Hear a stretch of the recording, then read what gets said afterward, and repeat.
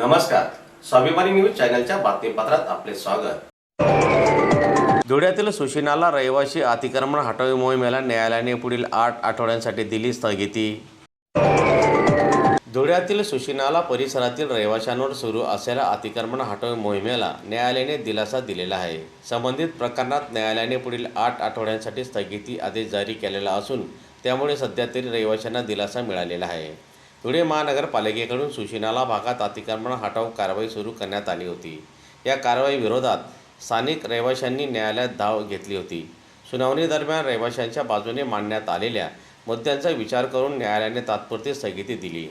दरम्यान या निर्णयामुळे परिसरातील नागरिकांना मोठा दिलासा मिळालेला असून पुढील 8 आठवड्यांपर्यंत कोणतीही कारवाई होणार नसल्याचे स्पष्ट झालेले आहे।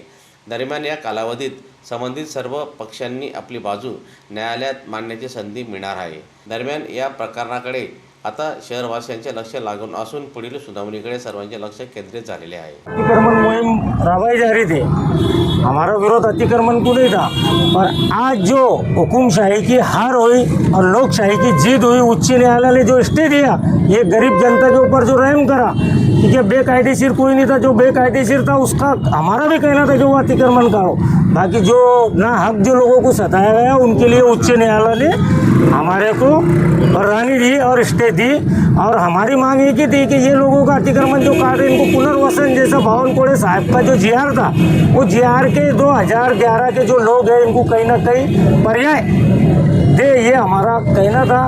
और इसके बाद हम आगे क्या करता, उच्च न्यायालय जो फैसला देगा वो हमको मंजूर आहे। त्याने स्टे भेटलेला होता, त्या ठिकाणी पण त्यांनी कारवाई केलेली आहे, तर कोर्ट कंडम होणार आहे। जे अधिकारी त्याचे दोषी ठरतील त्यांच्यावर कारवाई होईल, ते पुढचा विषय आहे। पण उच्च न्यायालयाने जे न्याय दिला आम्हाला, आम्ही उच्च न्यायालयाचा आभार व्यक्त करतो। जय हिंद, जय महाराष्ट्र।